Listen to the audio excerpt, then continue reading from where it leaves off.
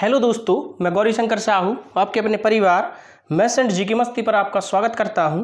और आज हम कक्षा 10 का प्रश्नावली 1.3 देखेंगे। तो प्रश्नावली 1.3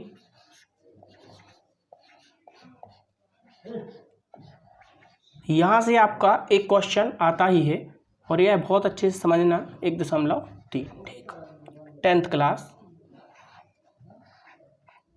आपका चैप्टर कौन सा है? फर्स्ट, ठीक है, रियल नंबर।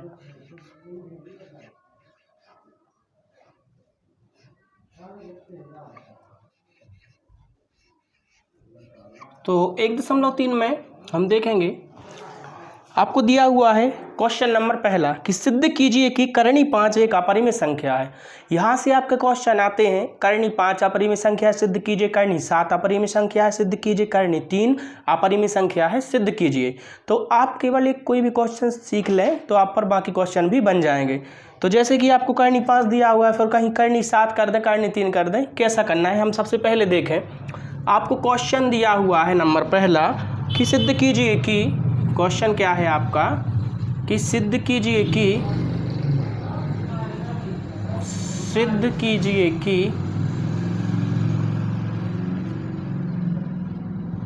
करणी 5 एक अपरिमेय संख्या है, एक अपरिमेय संख्या है। तो हमें तो मालूम है, हम आपको बता चुके हैं पहले लेक्चर में, ठीक, कि करणी 5 करणी 3 यह जो पूर्ण नहीं होती वो अपरिमेय संख्या कहलाती हैं। ठीक, अब हम देखेंगे कि करणी 5 अपरिमेय संख्या है, इसे हमें सिद्ध करना है। ठीक, यदि आपने अभी तक हमारे चैनल को सब्सक्राइब नहीं किया तो सब्सक्राइब जरूर करें। और बुक्स का PDF आपको टेलीग्राम में मिल जाएगा, उसकी लिंक हम आपको डिस्क्रिप्शन में दे देंगे। और भी आपने पिछली क्लास नहीं देखी, उसकी लिंक भी हम आपको डिस्क्रिप्शन में दे देंगे। अब हम देखेंगे कि करणी 5 एक अपरिमेय संख्या है। ठीक, हमें सिद्ध करना है करणी 5 एक अपरिमेय संख्या। तो हम इसके विपरीत मानेंगे इसे। हम क्या मानेंगे? इसके विपरीत हम मानेंगे कि करणी 5 एक परिमेय संख्या है। क्या मानेंगे हम? यहाँ हम लिखेंगे हल। यह बहुत अच्छे से समझना क्वेश्चन आप। हम क्या मानेंगे? हम मानेंगे कि माना करणी 5 एक परिमेय संख्या है। एक कौन सी संख्या है? परिमेय संख्या, एक परिमेय संख्या है। अब परिमेय संख्या है जो दिए गए के विपरीत है, क्योंकि हमें तो सिद्ध करना था अपरिमेय संख्या, लेकिन हमने कौन सी संख्या मानी इसे कि करणी 5 एक परिमेय संख्या है जो दिए गए के क्या है? विपरीत। जो दिए गए के विपरीत है, जो दिए गए के विपरीत है।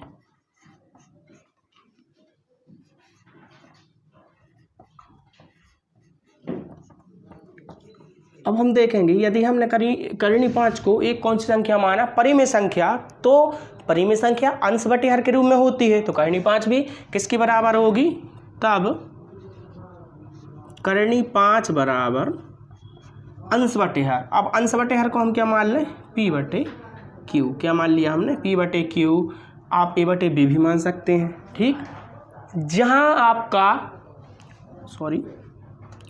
P बटे Q, जहां आपका Q बराबर नहीं है 0 के। ठीक, हम क्या लिखेंगे यहाँ पर? जहां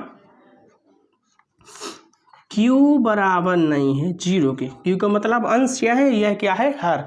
जहां हर बराबर नहीं है किसके? 0 के। ठीक, जहां आपका Q बराबर नहीं है 0 के तथा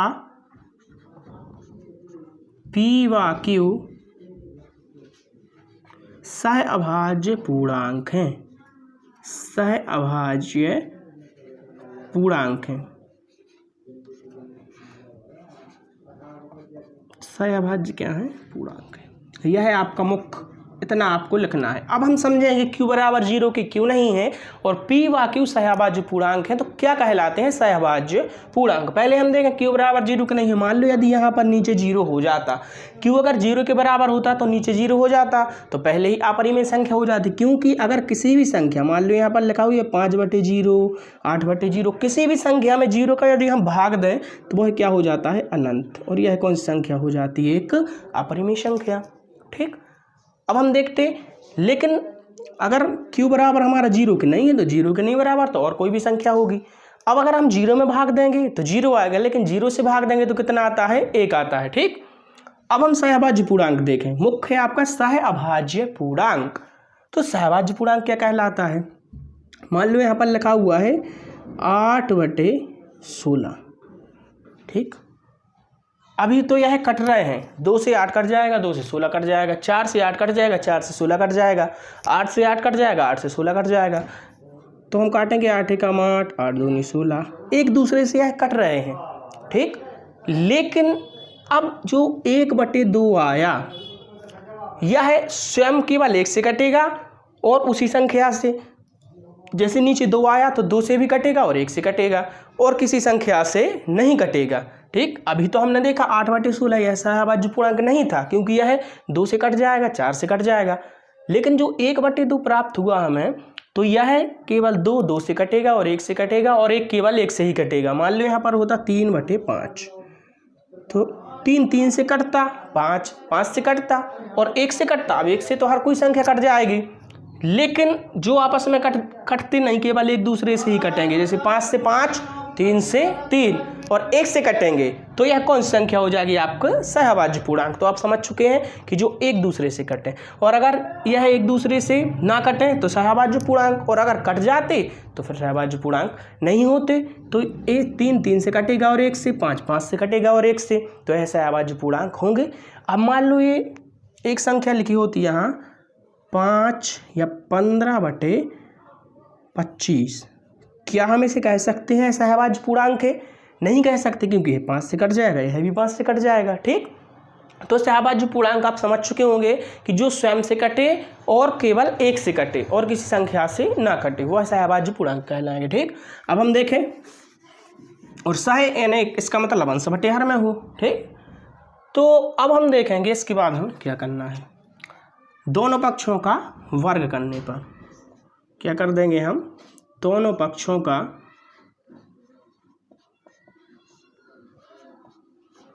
वर्ग करने पर क्या करेंगे हम, दोनों पक्षों का वर्ग करने पर वर्ग कर देंगे। तो ठीक, यहाँ पर हो जाएगा आपका √5 का वर्ग, यहाँ पर हो जाएगा p/q का वर्ग। क्या हो जाएगा, p/q का वर्ग। √5 का वर्ग का मतलब √5 गुणित √5। ठीक, इसका मतलब हम लिख सकते हैं, अलग अलग रूट में है तो एक रूट में भी लिख सकते हैं, √5 गुणित √5। अब रूट के मतलब यहाँ पर 2 की घात, तो 2 का जोड़ा, एक बाहर आ जाएगा, क्या बचेगा, 5। या 25 का वर्गमूल भी क्या हो जाएगा, 5, तो 5 बाहर आ जाएगा। कभी भी एक सी रूट का एक सी रूट में गुणा हो तो केवल संख्या प्राप्त होती है। जैसे हम बोले √3 गुणित √3 तो क्या आ जाएगा, 3। √7 गुणित √7 तो क्या आ जाएगा, 7। तो इसे हम समझेंगे। ठीक, आप देख चुके हैं।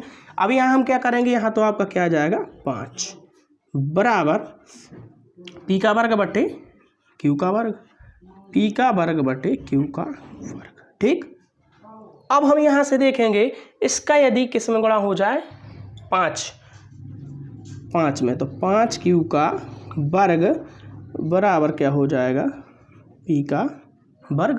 ठीक, हमने क्या किया, दोनों पक्षों का क्या किया, वर्ग किया। अब यहाँ पर क्या हुआ आपका, 5q का वर्ग और बटे p का वर्ग। अब यहाँ से हम q वर्ग निकालें यदि, ठीक, इसे हम दे देंगे समीकरण नंबर 1। ठीक, अब यदि q वर्ग निकाला तो q वर्ग p वर्ग की नीचे आ जाएगा, तो q वर्ग बराबर p वर्ग और बटे कितना हो जाएगा, 5। तो अगर p का एक ऐसा मान है, p वर्ग का मान है यदि 5 से विभाज्य होगा तो p भी 5 से विभाज्य होगा। इसका मतलब मान लो यदि p वर्ग का मान 25 है, ठीक, तो 5 का भाग जाएगा 25 में, तो जो p का वर्ग केवल p निकालेंगे हम तो वही भी 5 से विभाज्य होगा, क्योंकि 5 का भाग हम किस में दे रहे हैं, p वर्ग में। तो p वर्ग का मान लो हमने मान लिया कितना, 25, तो यह 5 से विभाज्य होगा, तो इसका वर्गमूल निकालेंगे हम तो वह भी 5 से विभाज्य होगा। ठीक, तो जब p वर्ग 5 से विभाज्य है तो p भी 5 से विभाज्य होगा। हम क्या लिखेंगे यहाँ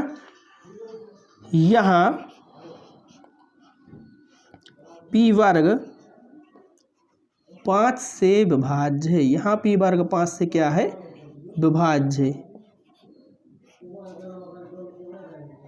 अतः P भी 5 से विभाज्य होगा, P भी 5 से विभाज्य होगा।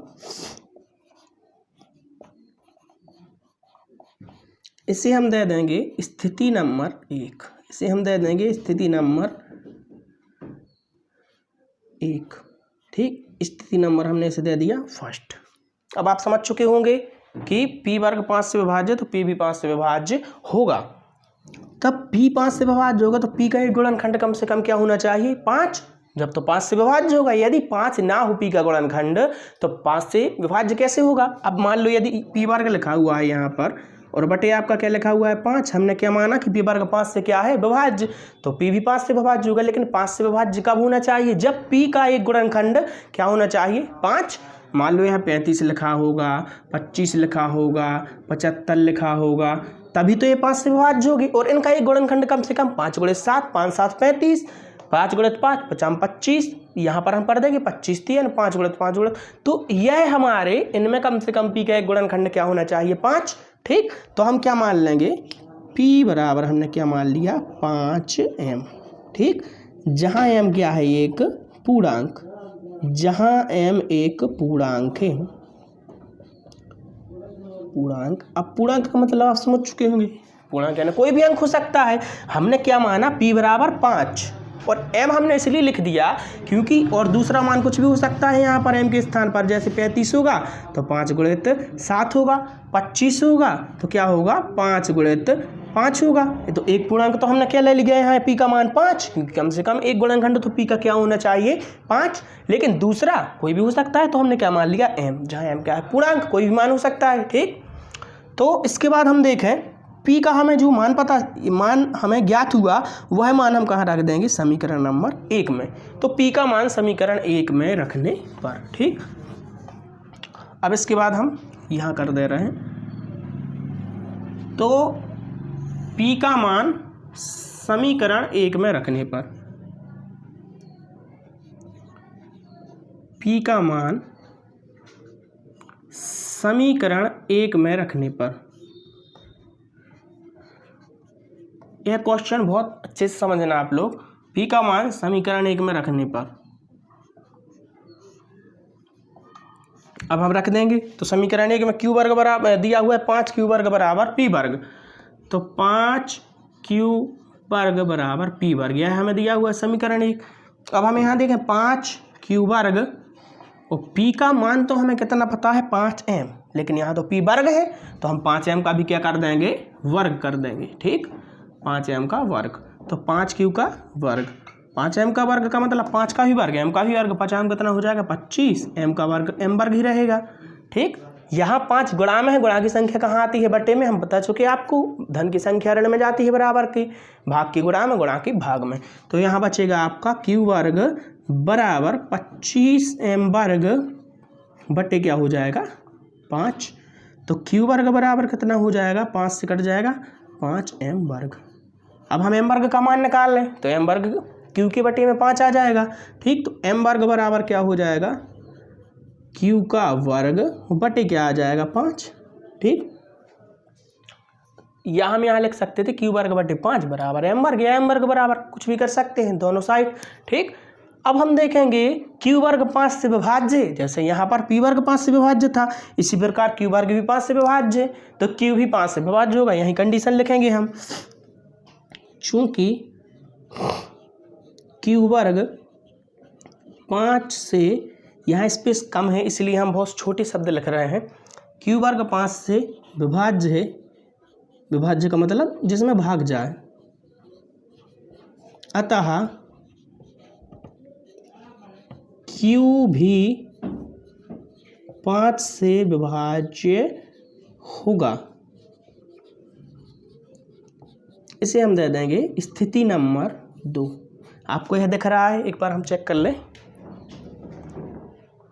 ठीक, दिख रहा है, तो इसे हम दे देंगे स्थिति नंबर 2।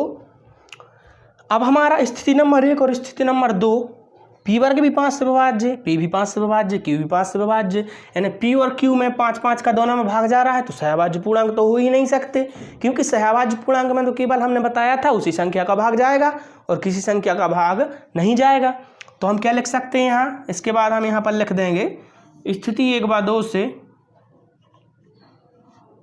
स्थिति फर्स्ट व सेकंड से पी और क्यू का, पी व क्यू का एक उभयनिष्ठ गुणनखंड, एक उभयनिष्ठ गुणनखंड,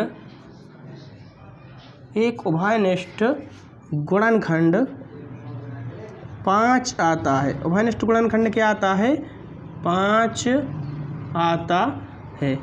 इसलिए पी व क्यू सहभाज्य पूर्णांक नहीं है, सहभाज्य पूर्णांक नहीं है।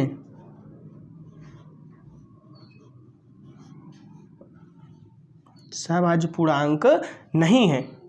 तो जब यह सहभाज्य पूर्णांक नहीं है तो कर्णी 5 भी परिमेय संख्या नहीं होगी, इसलिए कर्णी 5 अपरिमेय संख्या, इसलिए कर्णी 5 एक अपरिमेय संख्या होगी, अपरिमेय संख्या होगी। ठीक, तो यह है आपका क्या हो गया, प्रूव्ड। तो आप देख सकते हैं यदि यह सहभाज्य पूर्णांक नहीं है, सहभाज्य पूर्णांक होते तो क्या होती है, परिमेय संख्या, लेकिन सहभाज्य पूर्णांक नहीं तो कौन सी संख्या, परिमेय संख्या, क्योंकि यही तो हमने माना था। तो इसका आप स्क्रीनशॉट ले सकते हैं। हम एक बार और समझा दे रहे हैं, पहले हम देख लें कि आपको दिख रहा है क्या क्लियर। ठीक, यह आपको दिख रहा है। ठीक, हमने क्या माना, क्वेश्चन था सिद्ध कीजिए कर्णी 5 एक अपरिमेय संख्या है, तो हमने क्या लिखा, माना कर्णी 5 एक परिमेय संख्या है जो दिए गए के विपरीत है, विलोम मान लिया। तो जब कर्णी 5 अपरिमेय संख्या है तो पी बटी क्यू अंश बटे हर क्यू में होगी, क्यू बराबर नहीं है 0 की, क्यू नहीं हम आपको बता चुके हैं। पी और क्यू सहभाज्य पूर्णांक है, सहभाज्य पूर्णांक जिनमें स्वयं का भाग जाए और उसी संख्या का भाग जाए। ठीक, हमने दोनों पक्षों का वर्ग किया, यहाँ से √5 का वर्ग 5, पी वर्ग क्यू वर्ग का गुणा होगा 5 बटे में, तो क्यू पी वर्ग 5 से विभाज्य है तो 5 से भी होगा। कम से कम एक गुणनखंड क्या होना चाहिए, 5, बता चुके आपको। ठीक, इसी प्रकार क्यू वर्ग, अब हमने तो माना था सहभाज्य जिसमें स्वयं का भाग जाए और उसी संख्या का, लेकिन दोनों में देखो पी में भी 5 का जा रहा है, क्यू में भी 5 का जा रहा है, इसका मतलब है सहभाज्य पूर्णांक नहीं है। तो सहभाज्य पूर्णांक नहीं है तो कर्णी 5 भी परिमेय संख्या नहीं होगी, तो कौन सी संख्या होगी, अपरिमेय संख्या। यह सिद्ध हुआ, स्क्रीनशॉट ले लें आप। ठीक, तो यह क्वेश्चन आने की संभावना रहती है। इसी प्रकार एक उदाहरण आपको दिया हुआ है, तो बुक्स में आपको उदाहरण क्या दिया हुआ है कि दर्शाइए कि कर्णी 3 एक अपरिमेय संख्या है। ठीक, उदाहरण क्रमांक 9, तो यह आप करके देख सकते हैं। कर्णी 5 के स्थान पर आप कर्णी 7 कर सकते हैं, कर्णी 11 कर सकते हैं। ठीक, नेक्स्ट क्वेश्चन देखेंगे हम, क्वेश्चन प्रश्न क्रमांक 2। ठीक, तो यह है आपको क्वेश्चन नंबर, उदाहरण 10 आपको 2019 में आया था बोर्ड परीक्षा में। इसी प्रकार आपका उदाहरण यह क्वेश्चन 2 है। ठीक, तो हम देखेंगे प्रश्न क्रमांक 2 आपसे क्या कह रहा है। क्वेश्चन फर्स्ट आपको समझ में आया होगा। तो क्वेश्चन सेकंड आपका और भी सरल है। ठीक, आपको यह क्वेश्चन बहुत अच्छे से समझना होगा। यदि यह क्वेश्चन बन गया तो आप कर सकते हैं कोई भी क्वेश्चन, कोई भी संख्या आ जाए वहां पर।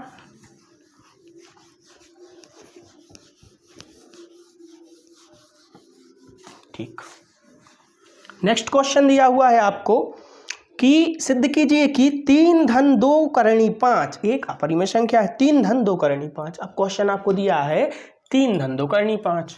प्रश्न क्रमांक 2, 3 धन 2 कर्णी 5 आपसे बोल रहा है सिद्ध कीजिए 3 धन 2 कर्णी 5 एक अपरिमेय संख्या है। तो हम वही करेंगे, हम क्या करेंगे, माना 3 धन 2 कर्णी 5 एक कौन सी संख्या है, परिमेय संख्या है।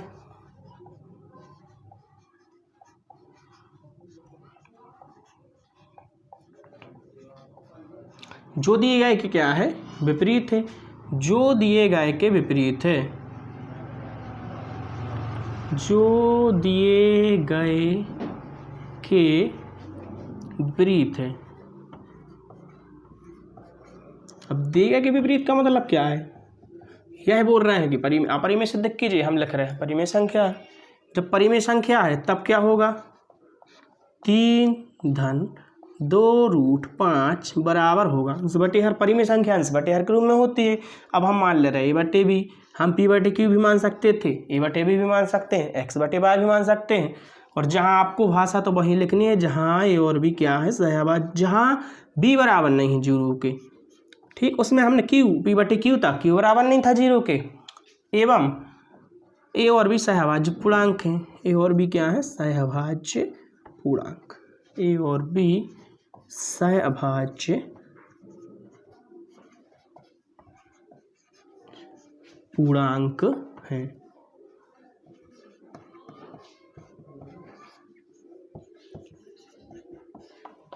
अब हम देखेंगे यहाँ केवल हमें यहाँ √5 को ही लेफ्ट साइड में रखना है, ठीक। बाकी संख्या का हम क्या कर देंगे, पक्षांतर कर देंगे, साइड ट्रांसफर कर देंगे।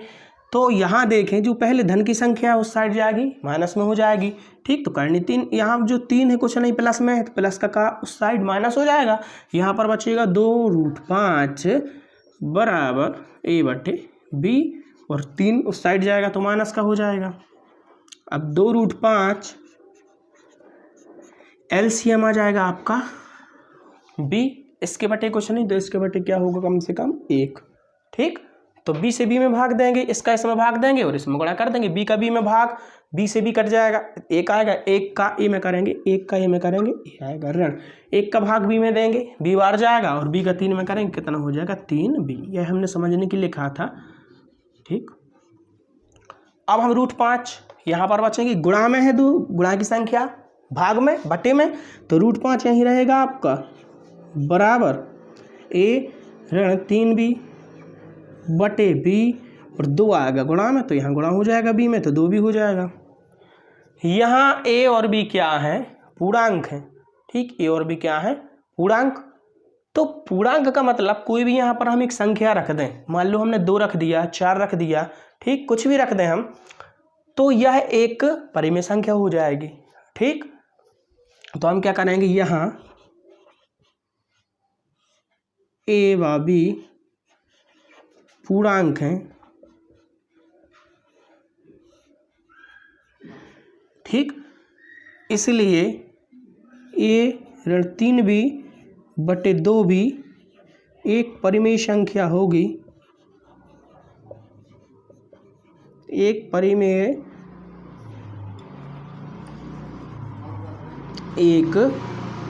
संख्या होगी।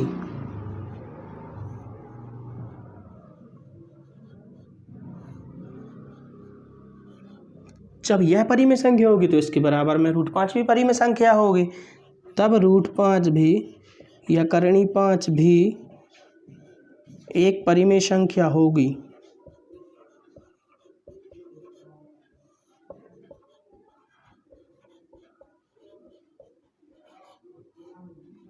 जो पूर्णता असत्य है, जो पूर्णता क्या है, असत्य।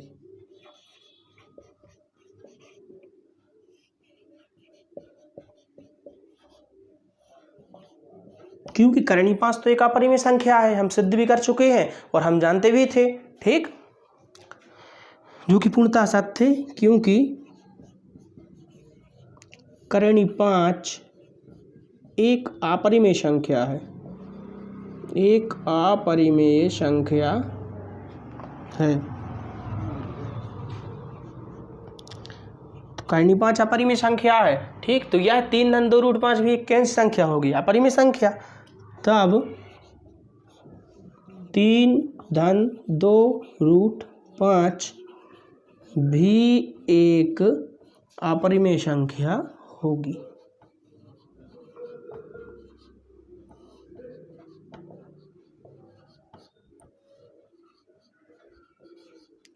और यह आपका हो गया प्रूफ, ठीक। स्क्रीनशॉट ले सकते हैं आप। तो यह है, बहुत सरल था। आपको केवल √5 की वैल्यू यहाँ √5 के रूप में रखना है इस साइड, बाकी साइड ट्रांसफर हो जाएगा, पक्षांतर माइनस प्लस, और ए और बी आपके पूर्णांक है। पूर्णांक का मतलब कोई भी हम मान रखे, मान लो यहाँ 4 रख दिया हमने, 4 ऋण बी का मान 1 रख दिया, एक बचा, और 2 गुणित बी, तो हमने कितना मान रखा था, 2 मान रखा था, या 1 मान, तो 2 एकम 2, यह तो अंश बटे हर के रूप में हो जाएगी, परिमेय संख्या हो जाएगी, ठीक। तो इस प्रकार हम इसे सॉल्व कर सकते हैं। यह पहले की अपेक्षा बहुत सरल था, क्योंकि करनी 5 को तो हम पहले से ही जानते थे कि यह एक अपरिमेय संख्या है, लेकिन उसमें तो सिद्ध करना था, इसमें तो हमें इसको सिद्ध करना था। करनी 5 को तो हम पहले ही जानते थे कि यह एक अपरिमेय संख्या है। ठीक, अगला क्वेश्चन देखें, प्रश्न क्रमांक 3 देखेंगे अब हम।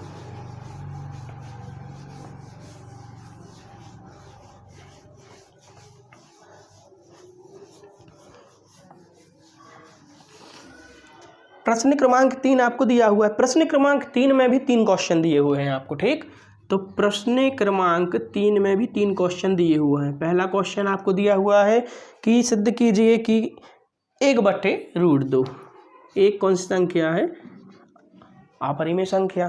ठीक, हम क्या करेंगे, हम लिखेंगे माना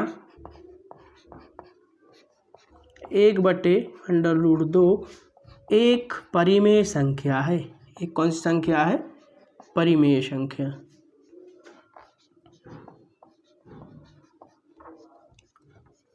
जो दिए गए के विपरीत है, जो दिए गए के विपरीत है। ठीक, जब परिमेय संख्या तो 1/√2 बराबर अंश बटे हर के रूप में होगा, ए बटे बी के रूप में। और आपको पता है जहाँ बी बराबर किसके नहीं होना चाहिए, 0 के। तो जहाँ बी बराबर नहीं होना चाहिए किसके, 0 के, एवं ए व बी सहभाज्य पूर्णांक है, एवं ए व बी सहअभाज्य पूर्णांक है।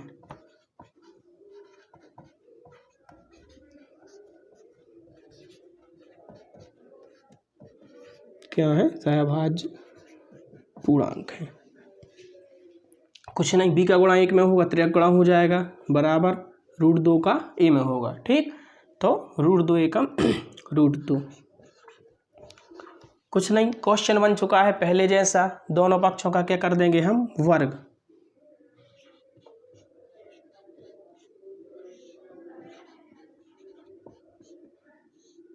दोनों पक्षों का वर्ग करने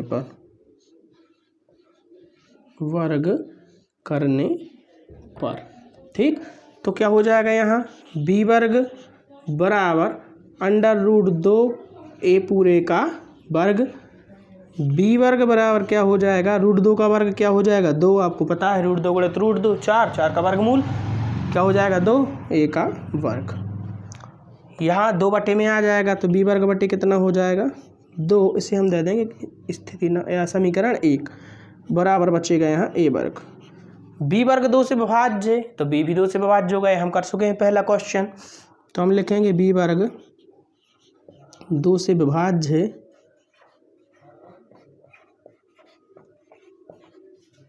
ठीक, इसलिए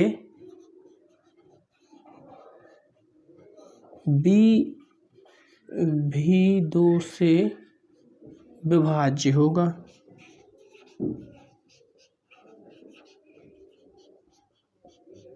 इसे हम दे देंगे स्थिति नंबर 1, या कुछ भी दे सकते हैं। इसे हम दे सकते हैं स्थिति नंबर 1। ठीक, अब हम देखेंगे, तो जब 2 से बी वर्ग विभाज्य, तो बी भी 2 से विभाज्य होगा। कम से कम 2 का बी का गुणनखंड 1 2 होना चाहिए। तो बी बराबर कितना हो जाएगा, 2, और एक हम मान लगे एम, जहाँ एम एक क्या है, पूर्णांक है।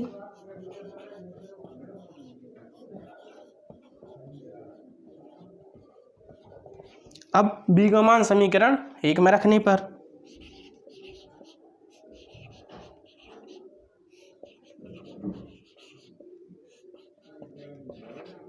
बिल्कुल पहले जैसा क्वेश्चन है, बी का मान समीकरण 1 में रखने पर, तो समीकरण 1 में रख देंगे हम बी का मान। ठीक, यहाँ कर दे रहे हैं हम इसके बाद, तो क्या हो जाएगा आपका, देखें बी वर्ग बराबर 2a वर्ग। ठीक, आपको दिया हुआ है समीकरण 1, बी वर्ग बराबर 2a वर्ग।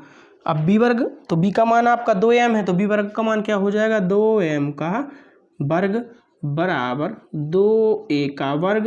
2 का वर्ग 4, m का वर्ग m वर्ग हो जाएगा, बराबर 2 गुणा में कहाँ आ जाएगा, भाग में, बराबर a वर्ग। ठीक, 2 से हम 4 को काट देंगे, 2 एकम 2, 2 दूनी 4, 2m वर्ग बचेगा बराबर a वर्ग। ठीक, अब 2 गुणा में, गुणा की संख्या कहाँ जाएगी, भाग में, तो m वर्ग बराबर कितना हो जाएगा, a वर्ग बटे 2। वही कंडीशन, ठीक, b वर्ग 2 से विभाज्य था तो b भी 2 से विभाज्य होगा। इसी प्रकार a वर्ग 2 से विभाज्य है तो a भी 2 से विभाज्य होगा।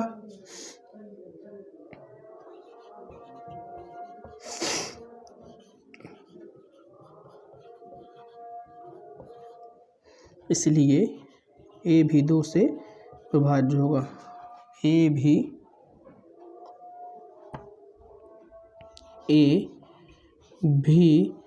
2 से विभाज्य होगा। इसे हम दे देंगे स्थिति नंबर सेकंड। स्थिति फर्स्ट और सेकंड से a का एक उभयनिष्ठ गुणनखंड क्या है, 2। ठीक, उभयनिष्ठ गुणनखंड 2 है तो सहभाज्य पूर्णांक तो होगा ही नहीं। ठीक, फर्स्ट क्वेश्चन में हम समझ चुके हैं।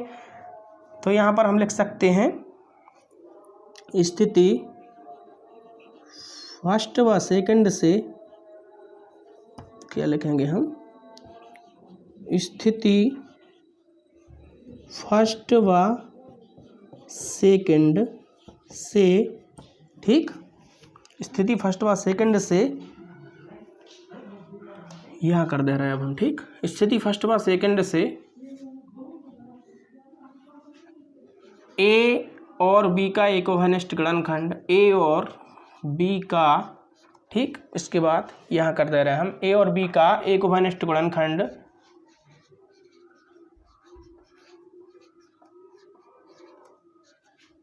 गुणनखंड 2 आता है, 2 आता है, इसलिए ए और बी सहभाज्य पूर्णांक नहीं है। इसीलिए ए और बी या ए व बी सहअभाज्य पूर्णांक नहीं है, सहअभाज्य पूर्णांक नहीं है। जब यह सहअभाज्य पूर्णांक नहीं है तो 1/2 एक कौन सी संख्या होगी, परिमेय संख्या तो होगी नहीं। अगर सहअभाज्य पूर्णांक होते तो परिमेय होती, सहअभाज्य नहीं है तो ये परिमेय संख्या नहीं होगी। ठीक, तो कौन सी संख्या होगी, अतः 1/2 एक अपरिमेय संख्या होगी, अपरिमेय संख्या होगी। और यह आपका क्या हो जाएगा, प्रूव्ड। ठीक, स्क्रीनशॉट ले सकते हैं इसका, आप देखें दिख रहा है क्या, ठीक है। तो यह आपको दिख रहा होगा। तो कुछ नहीं करना था, फर्स्ट क्वेश्चन जैसा था ये। ठीक, तीसरे का दूसरा क्वेश्चन देखेंगे अब हम।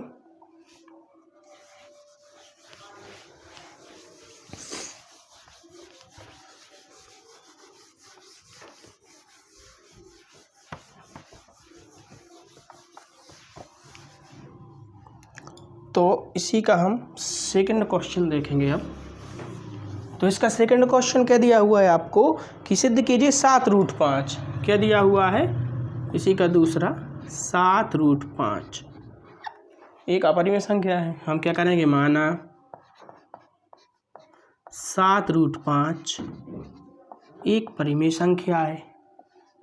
एक कौन सी संख्या है, परिमेय संख्या, जो दिए गए के विपरीत है, जो दिए गए के विपरीत है।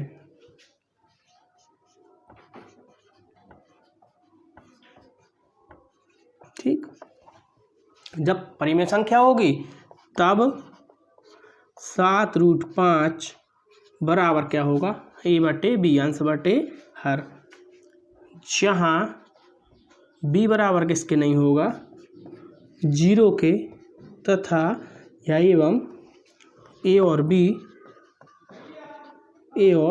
b सहभाज्य पूर्णांक होगा। तथा a और b सहभाज्य पूर्णांक है।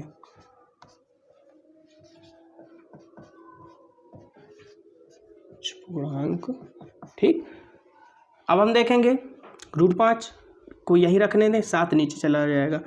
√5 बराबर a गुणा की संख्या भाग में, तो 7 कहाँ जाएगा, बी के बटे में। ठीक, चूंकि या यहाँ ए व बी पूर्णांक है, जब पूर्णांक है तो a बटे 7 भी क्या होगी, एक परिमेय संख्या। तब 1 बटे 7 भी एक परिमेय संख्या होगी।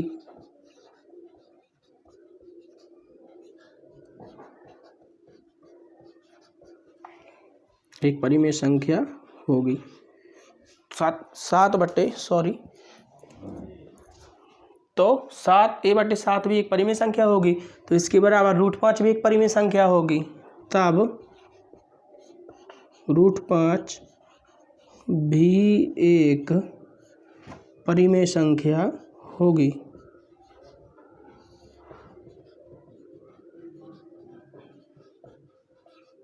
जो कि पूर्णतः असत्य है।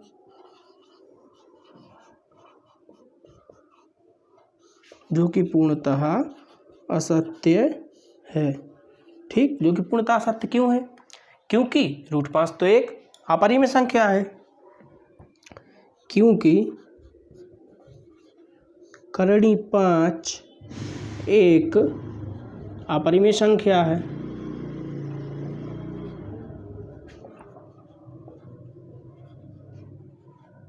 ठीक, हम जानते हैं करणी 5 अपरिमेय संख्या, हम सिद्ध कर चुके हैं क्वेश्चन में। तब 7√5 भी एक अपरिमेय संख्या होगी। एक अपरिमेय संख्या होगी।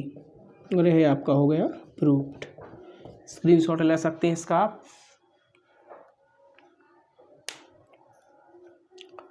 तो इसे हम इस प्रकार हल कर सकते हैं। एक लास्ट क्वेश्चन लिखा हुआ है आपका 6 धन √2। ठीक, इसका लास्ट क्वेश्चन रह गया है प्रश्नावली का, तीसरे का तीसरा। ठीक, तो नेक्स्ट क्वेश्चन आपको दिया है इसका तीसरे का तीसरा 6 धन करणी 2। ठीक, हम इंक इसमें डाल लें या हम चेंज कर लें पेन।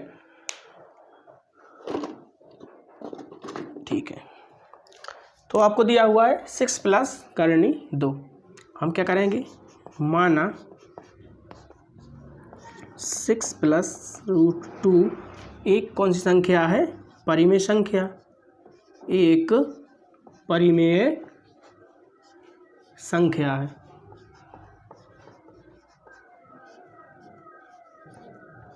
जो दिए गए के विपरीत है। जो दिए गए के विपरीत है। जो दिए गए के क्या है, विपरीत है। ठीक, अब परिमेय संख्या है तो 6 धन √2 बराबर क्या होगा, p बटे क्यू, a बटे भी कुछ भी लिख सकते हैं। और आप जानते हैं जहाँ भी बराबर किसके नहीं होना चाहिए, 0 के। ठीक, एवं भी सहभाज्य पूर्णांक है।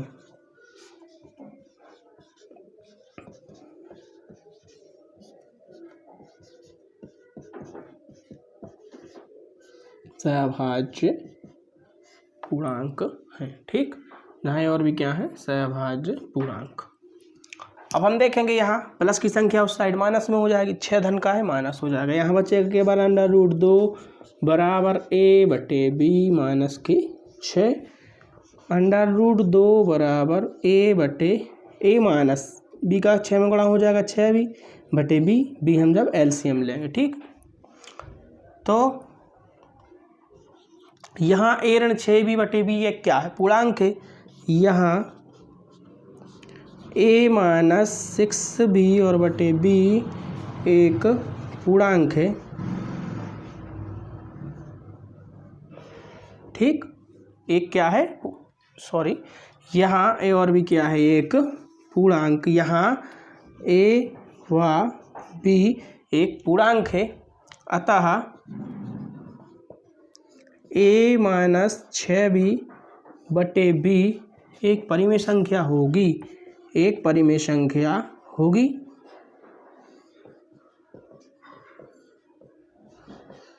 ठीक, क्योंकि पूर्णांक सारी संख्या, पूर्णांक परिमेय संख्या पर, और आपकी वो सम संख्या, विषम संख्या है, सब क्या है, परिमेय, क्या परिमेय संख्या है।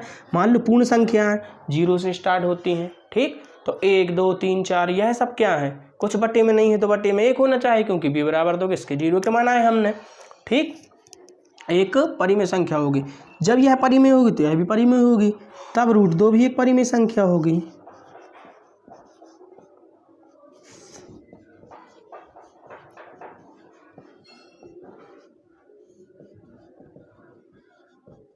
लेकिन हम सिद्ध कर चुके हैं कि √2 तो एक अपरिमेय है, और हम जानते भी हैं। ठीक, सिद्ध करने की जरूरत ही नहीं।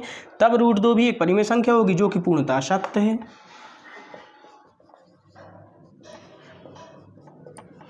जो कि पूर्णतः असत्य है, क्योंकि √2 एक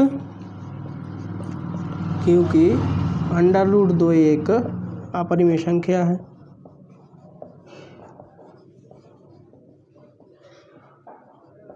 ठीक, इसलिए 6 धन √2 भी एक अपरिमेय संख्या होगी। इसलिए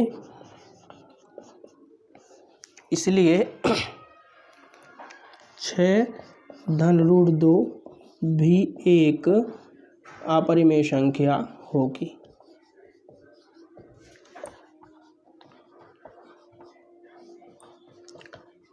ठीक, तो यह प्रश्न वाली 1.3 आपकी समाप्त हो चुकी है। अब इसमें उदाहरण आप करके देखना, यदि ना बने तो आप हमें बताना, तो कमेंट करना, तो हम वो भी करा देंगे।